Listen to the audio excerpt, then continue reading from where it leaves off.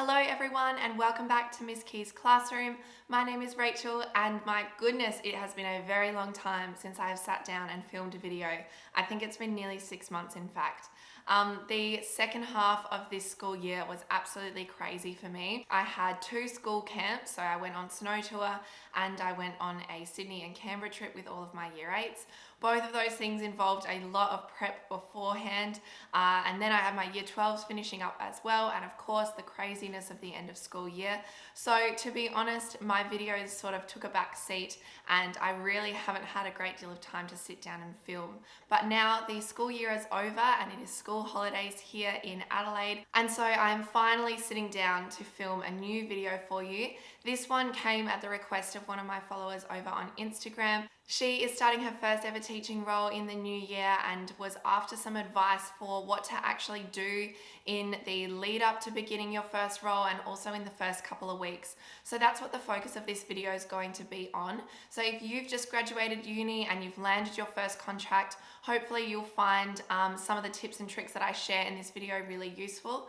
A lot of what I got for this video was advice from other teachers that I asked. So I asked other teachers at my school. I also put a story up on my Instagram asking for my followers to share their advice as well for teachers who are just starting out. And so a lot of this comes from other teachers. So thank you so much for those who shared and contributed to this video.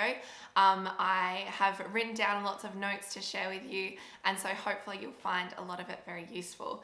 But without further ado, let's get straight into the video. Okay, so I'm going to break this video up into sort of little sections for you that will hopefully make it a little bit easier to follow. So the first thing we're going to look at is what to actually do in your first few lessons. This can be such a daunting thing, I think, for teachers, and something we don't really consider because we've been taught for so long, you've got to do the content, you've got to follow the curriculum. But how do you actually just launch straight into that? You know, it's very difficult walking into a class and saying, all right, guys, today we're going to be reading this novel. And, you know, it would feel a little bit inauthentic to do that in your first lesson. So today I'm going to talk about the things that I do in my first couple of lessons with my new classes. And a lot of the feedback that I got from other teachers on my Instagram was that they do very similar things to these. So hopefully you can find this useful to sort of give you some guidance of what to actually do the first time you meet your class and then in the couple of lessons after that as well. So what I'd recommend is that before you have your first lessons with your students, you plan for about a week of lessons. So you would have week 0 at school where all the teachers come back and start doing their planning. They have a lot of PD and all that. And then in week 1 is when the students return. So during that week 0, take some time to plan what you're going to do in week 1 when you first meet your classes. These lessons should be pretty, laid out for you because week 1 is always very, very crazy. And so you often don't have a lot of time to sort of think about what it is that you need to do. So I like to pre-plan week 1. And what I like to do in those lessons, in my first ever lesson when I meet my class, is it is all relationship focused. So week 1, especially the first lesson, but if you've got time to do it for the whole week, definitely focus on building those relationships and getting to know the students. If you're a primary school teacher, you are likely to have those students for the whole year. If you're in a high school setting, you might only have them for a semester or a term, or if they're a senior class, you will have them for a year. So it's really important to focus on building that relationship with them because the more they trust you, the more harmonious your classroom environment is going to be. So I really focus in on building those relationships in the first lessons. There's lots and lots of different ways you can do this. I like to do different activities that sort of fit my context. So if I'm teaching an English class, for example, I'll get the students to write me a letter that introduces themselves, maybe covers the goals they have for the year, something they're really looking forward to, something they are feeling nervous about, and then I write them a letter in reply as well. I sort of do a generic one for my class that I show everybody. And so I think that that's a really good way to sort of introduce yourself and then get the students to introduce themselves to you as well. However, if you're in a bit of a younger class, you could just do a sort of sharing circle where you sit around in a circle and share what you did over the holidays or something like that. Even simple activities like that can really get students engaged and feeling like they're involved in that classroom environment. Another great way to get students building relationships amongst themselves as well is to get them to do group work early on in that first week. This could be a really simple activity that each student has a role in. It could be a craft activity, anything like that where students have to work together. Within my history classes, for example, I get students doing a group research task very early on, and it might just be something really simple. Maybe they have to research famous world events or something like that within their group. And that's a really powerful way to get students to build relationships amongst themselves, because you sort of work out, if you let the students choose their groups, who are the friendship groups in the class, maybe who's working well together, who's not. Or if you choose the groups, you can also see the kind of dynamics that you're working with in the class. And that can be a really powerful way to gather information really quickly about how the students operate, who they're friends with, and maybe getting to notice their personality traits a little bit as well. So getting them to start work in a group is really good. Another thing you could do in a high school setting, a little group activity that I've done in the past, is that you get the students into groups and you get them to make Kahoot quizzes. And they can be about anything. What I've done before is I've got them to ask questions about themselves, and then we play the Kahoots one each day during the week. And so then the students all get to know each other as well. So it'll be like, oh, what's Sally's favorite color? And then they've got to choose. And so that's a fun little way to get them to know each other in the class, because if you're like me, in a high school setting, sometimes the students who are in a class don't know each other at all. I work in a school with 1,600 kids, and so having that opportunity for students to really get to know the other people that they're in the class with is a really powerful thing, and it can really help them to feel a little bit more comfortable in that space. Obviously, I'm sure a lot of primary school teachers have a lot of different ideas about how you can do relationship building and getting to know each other in that first week. So if you are a primary school teacher and you have amazing activities you'd like to share, please put them in the comments below, because I'm sure a lot of people would find that really useful. I can obviously only speak about what it's like to be a high school teacher and share the ideas that I have for that. But yeah, if you are a primary school teacher, please drop some ideas in the comments below if you have any. So I think the most important thing to remember with week 1 is that it's focused on building relationships, getting to know the students, letting them get to know each other, and let them get to know you as well. Another thing that is really important in that first lesson that you ever have with the students and that first week is setting really clear classroom expectations and establishing your sort of classroom management style with the students. The more they understand what you expect of them, the more likely they are to rise to those expectations. So again, there's various ways that you can do this. With more senior classes, we brainstorm our classroom expectations together. And so I do this with my year 8 sometimes. I don't do it necessarily every year. It depends on the class, what I think will work for them. But I might get students in a group and they brainstorm what they think the expectations in our class should be. So maybe it's that one person talks at a time, except when you're doing group work. Or you ask the teacher when you need to leave the classroom, or you raise your hand to speak. Really simple things like that. And we get all the students to brainstorm them, then we compile them together, we print them off, and we have those on display in our classroom so everyone knows what the expectations are. But then if you have a little bit of a younger class, maybe you're working in primary school, you might have already decided on your expectations, and then you just need to go through those with the class.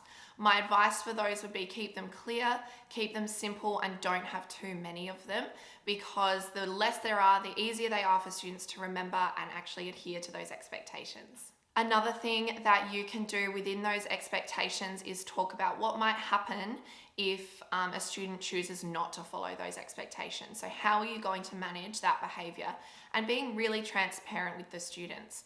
So for example, you might go in and say, hey, if you choose not to follow these expectations, you might spend lunchtime with me, or you might have to pick up rubbish, whatever it is. Often schools will have a really clear behavior management plan for you to follow, and so you can just go through that with the students.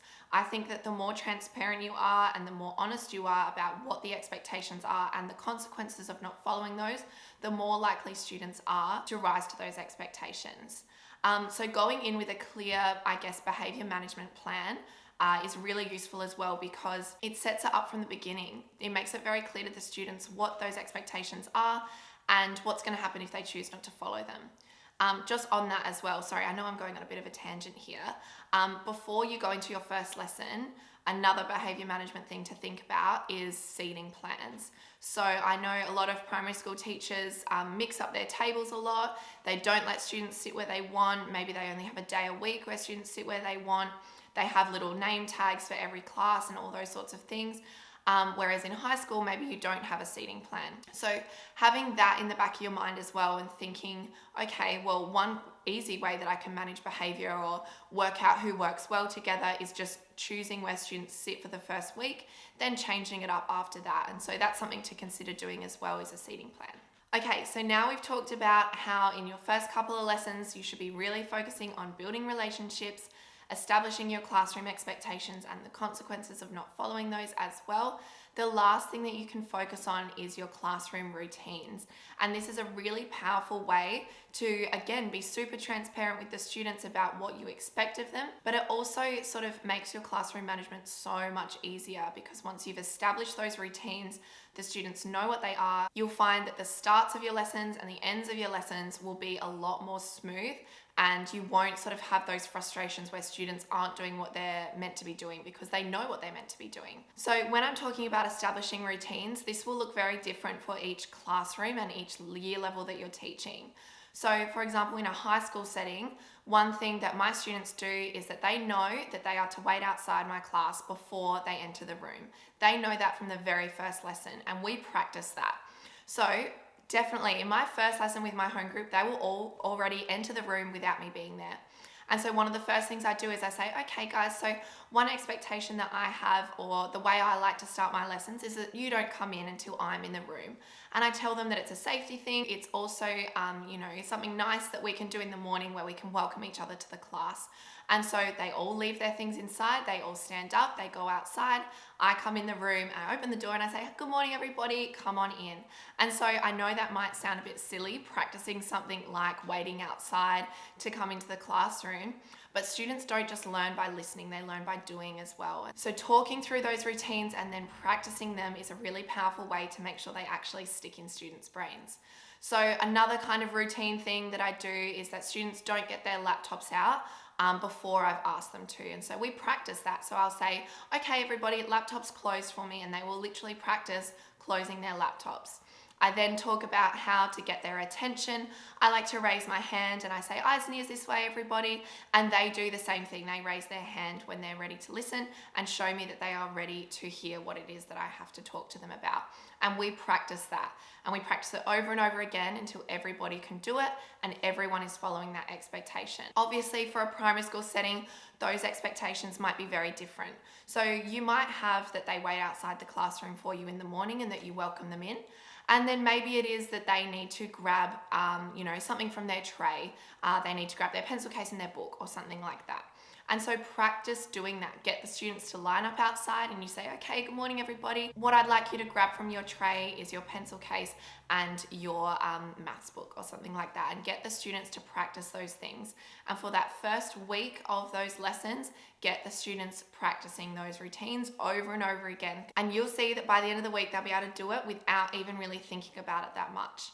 So setting up those routines can really help, create that classroom environment where everyone's sort of working together, everyone knows what it is that they're meant to be doing, and there isn't any sort of confusion, and then you don't get frustrated at the students for not knowing what it is that they're meant to be doing. So hopefully that makes sense.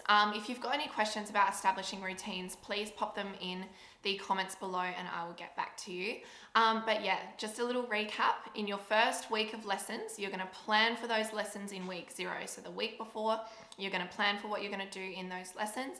And then in that actual week, that first week, it's going to be mainly focused on building relationships, establishing your expectations and your behavior management, and establishing classroom routines as well. Obviously, there might be lessons in that time where you can start doing little intros to subjects and things like that. So for example, in my year 8 class, if I have got them for history, I will have established all my routines, all my expectations, and then maybe we do an intro to history for one of the lessons as well. So hopefully that all makes sense and has given you a little bit of an idea of what to plan for in your first week. But now let's move on to our next little section, which is again sort of linked to the first bit, and it is about planning. But it's about what to plan for the rest of your term and how much to actually plan for. I get this question a lot, and a lot of teachers sort of feel like they end up over planning everything and then they never use half of what they've planned for. And that's certainly something that I did in my first year as well. I felt like I had to have every single lesson planned out for the whole year, and if anything changed, I hated it because I was like, oh no, I've planned for all of this stuff and now it's changed and I really didn't like that. And so over time, what I've learned is that actually planning less is better. And while that might sound a little bit counterintuitive, planning less actually saves you a lot of time, because what I found was, like I said, I would plan for every single lesson down to the minute, and if anything changed, it was really annoying for me because I'd created all these resources, I'd made these beautiful lessons, and then I didn't end up using half of it. So I'd actually wasted a lot of time making those resources and planning those lessons, and I could have used that time a lot better. And so what I would recommend is that you roughly plan out your term. There's various ways that you can do this and various resources you can use. I've spoken about my term overview planners before. I'll link them in the down bar below so that you can grab your copy of them if you would like. Other people use their, hard copy teacher planner. Other people might use Google Calendar or something like that. Whatever works for you is totally fine. But I would recommend roughly planning out your term. So this will include jotting down any big school events that you can plan around. Maybe you've got pupil free days or sports day or something like that. So making sure you've written those down, planning out your sort of assessment timelines. If you've got any big sort of tasks that you want to have done by a certain date, write them down as well. Obviously, all of these things can change and move, but having a general idea of what you're going to do and when you want to have it all done by in your classes can really help you manage your time throughout the term. And then within that, I don't actually plan fully individual lessons until sort of the week before, if that makes sense. So maybe I've planned for week 1, so then towards the end of week 1, I'd start planning for week 2. End of week 2, I'd start planning for week 3, if that makes sense. I've just found that works for me. Obviously, it might not work for you. It depends on your context, your class, all of those sorts of things. And so go with what works for you. But definitely my advice, and the advice that I got from other teachers, was don't over plan. There's no reason that you need to have every single lesson and every single resource made and planned out before you actually start teaching for the rest of the term. So hopefully that makes sense. Only really plan for that first initial week of school and then go from there. Okay, so now the next little section that I'm going to talk about is resources that you might like to get ready before you start teaching for the first time. If you are on Instagram at all and you follow any teacher Instagram accounts, you might be feeling a little bit overwhelmed at seeing these amazing, beautiful classrooms. Everything's color coordinated, everything's got its spot, everything is labeled, it looks amazing. And it can feel really, really daunting when you start out, and you might feel like your classroom has to look like that as well. But I can guarantee you that those teachers that have incredible, amazing classrooms have built that over time. It has definitely not been, in the first week or 2 before school that their classroom suddenly looked like that. They've built up those resources over time. They've changed things, they've adapted things, they've worked out what works better, and they've sort of made their classroom from that. It's definitely not been sort of an overnight kind of thing. So if you are seeing other teachers' classrooms, whether that be online or at your school, and you're feeling a little bit overwhelmed by how their classrooms look, just know that yours is not expected to look like that just yet, and you will build up those things in that classroom over the first year that you teach, and then you'll keep changing and adapting it as you go. So what I would recommend is that you don't need to go out and buy a whole heap of classroom resources before you begin. Maybe have a chat to other teachers at your school and work out, okay, what are the essentials? For a high school teacher, it's going to be very, very different to a primary school teacher. Whatever it is, those essentials are the things you should focus on gathering first. Then all of the pretty, beautiful things that go in your classroom can be built up over the rest of the year. Other essential resources that I would recommend though is definitely getting yourself some sort of teacher planner.